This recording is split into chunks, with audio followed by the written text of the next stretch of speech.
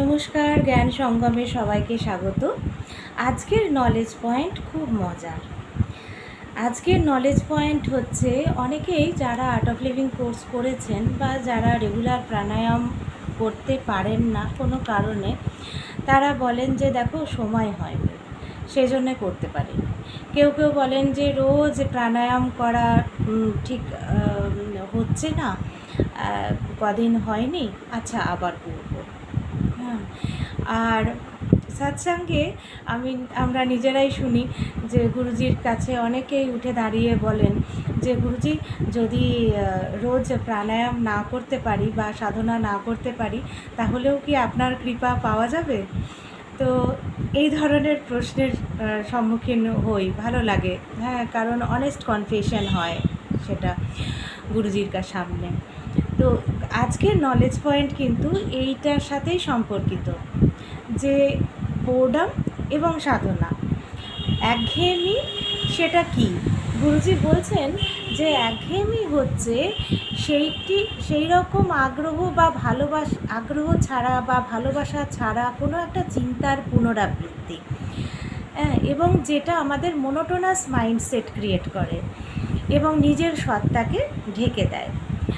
আধ্যাত্মিক সাধনা এবং পুনরাবৃত্তি, যেটা আমরা নিজের সাথে নিজের একটা রুটিন তৈরি করে নিই, সেটাতে কি হয়, বোর্ডাম ডিস্ট্রয়েড হয়ে যায়। হ্যাঁ, আমাদের একঘেয়েমি জীবন থেকে কিন্তু আমরা বেরিয়ে আসি। প্রাণায়াম করলেই কি হয়, একঘেয়েমি জীবন থেকে আমরা বেরিয়ে আসি।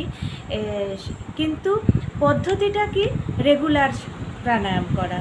সেই একই প্রাণায়াম, একই সুদর্শন ক্রিয়া আমরা রেগুলার করছি, এবং যারা নিয়মিত এটা অভ্যেস করছি, প্রত্যেকেই ব্রেকফাস্টের আগে আমরা প্রতিদিন সকালবেলায় উঠে নিজের সাথে নিজের একটা রুটিন তৈরি করে নিয়ে আমরা কিন্তু এই সাধনা, এই প্র্যাকটিস আমরা রোজ করতে থাকি।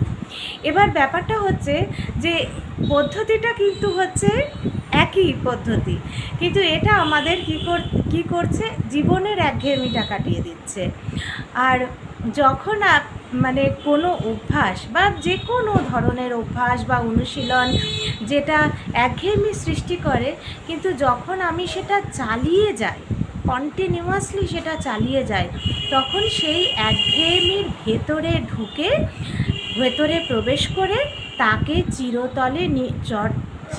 চিরতরে নির্মূল করতে সাহায্য করে। এটাই হচ্ছে ব্যাপার, যে যখন আমরা কোনো অভ্যাস বা কোনো অনুশীলন করতে থাকি, সেই অভ্যাসটা যখন আমরা রেগুলার করতে থাকি, তখন চিরতরে সেইটাকে ডিস্ট্রয় করে দেয়। সেই একঘেয়েমিটার মানে ভেতরে প্রবেশ করে যে একঘেয়েমিটা সৃষ্টি হচ্ছে, তখন তারপরেও যদি আমরা সেটাকে চালিয়ে যাই, কন্টিনিউ করি, তাহলে চিরতরে সেইটা ডিস্ট্রয় করতে সক্ষম হই। এটাই হচ্ছে কথা। অনুশীলনটি আনন্দ দিক বা একঘেয়েমি দিক, তা চালিয়ে যেতেই হবে। একমাত্র অনুশীলন বা সাধনায় মনকে জয় করতে পারে।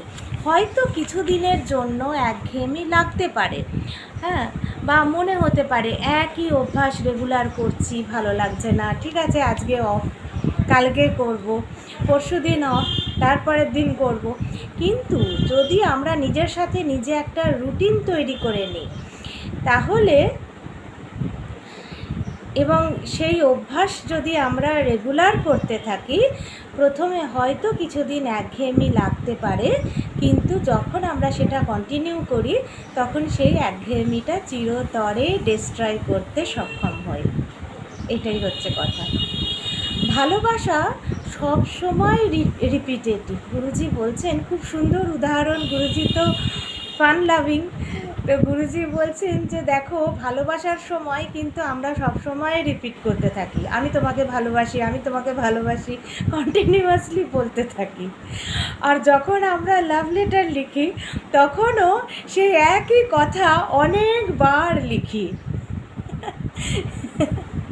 এটা কিন্তু সিরিয়াসলি আমরা একটু যদি ভেতরে ভেবে দেখি তখন ভেবে মানে বুঝতে পারবো যে সত্যি সত্যি এটা কিন্তু ঘটে আমাদের সাথে, এবং তখন সেখানে কিন্তু কোনো একঘেয়েমি নেই। হ্যাঁ, কারণ আত্মাই হলো সর্বময় প্রেম, আত্মা হলো সর্বময় প্রেম। আর যখন তুমি নিজের জন্যেই বোর ফিল করো, যদি তুমি নিজের জন্যেই বোর ফিল করো, তাহলে গুরুজি বলছেন যে তাহলে ভেবে দেখো যে তুমি অন্যের জন্য কতখানি বোরিং। এটা কিন্তু খুব সত্যি কথা। আমরা যদি নিজের কাছেই নিজে বোর ফিল করি, তাহলে আমাদের তো এটা নিশ্চয়ই ভেবে দেখা উচিত যে তাহলে আমরা অন্যের কাছে কতখানি বোরিং। তো সেটাই গুরুজি বলছেন যে একমাত্র উপায় হচ্ছে ডিপ এবং কন্টিনিউ মেডিটেশন। রেগুলার মেডিটেশন করে এই একঘেয়েমিটাকে উপড়ে ফেলতে হবে। ঠিক আছে, মানে একঘেয়েমি হচ্ছে, আমার মতে একঘেয়েমি হচ্ছে একটা স্তর, এই স্তরের ওপরে উঠে যেতে হবে। একঘেয়েমি লাগলেও আমাকে মেডিটেশন এবং সাধনা চালিয়ে যেতে হবে, ব্যাস, তাহলেই আমি ওই ব্যারিয়ারটা ভেঙে দিতে পারবো, ভেঙে দিয়ে আমি তার ওপরে উঠে যেতে পারবো, এবং তখন আর কোনো একঘেয়েমি লাগবে না। এবং সেটা সম্ভব একমাত্র regular meditation, deep continuously meditation করলেই এটা সম্ভব। আর কি গুরুজি লাস্টে কি বলছেন, জেগে ওঠো এবং ওপরের দিকে হাঁটো। আমরা যদি মানে আমাদের যদি এই অ্যাওয়ারনেসটা চলে আসে, তাহলেই কিন্তু আমরা জীবনে চলার পথে এগিয়ে যেতে পারবো।